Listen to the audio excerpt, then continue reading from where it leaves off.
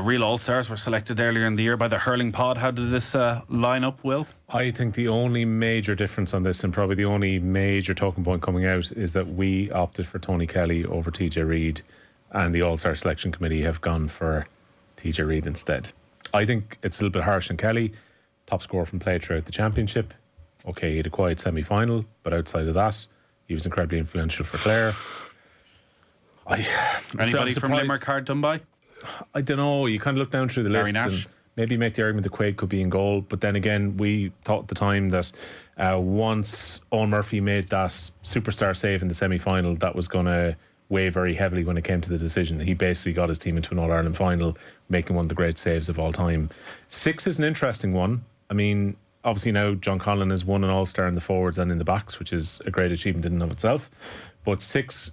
because Declan Hannon got injured and because Will O'Donoghue stepped in there for the most important last couple of games, it was unlikely it was going to be a 6 from Limerick. So I think that's probably why they've gone towards John Conlon. And I'm pleased that they went for a player in position, because it definitely would have been, I think in the past, a temptation for the selection committee to pick someone out of position at 6 to fit them in. Have you ever been on the selection committee? No, it's not really a dream, man. I was telling Tommy Rooney about this during the week. It's not a dream of yours? No. Why not?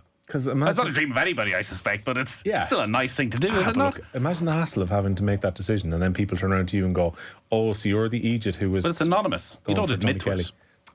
People always find out. They find out you're on the committee, they turn around straight away and go, "Well, how come our lad isn't on this team? Or how come we only got 2? Well, it's like that time I was told the selection committee for the FAI Under-21 Player of the Year was anonymous. It turns out when you give it to Declan Rice, it's not so anonymous after all. Oh, did you pick Grealish as well? No, just Rice. No, just Rice.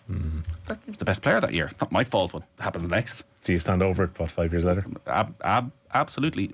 Yeah, I think we should push to get you as an addition. Though I feel if you're on it, now you're probably all the same. I was going to say, I feel if you're on it, the meeting's going to go on for about 5 hours.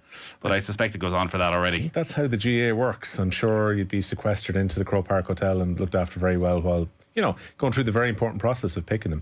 I would think Galan wins Hurler of the Year to complete the Patrick Swell treble, if it happens, which is an incredible achievement if that happens.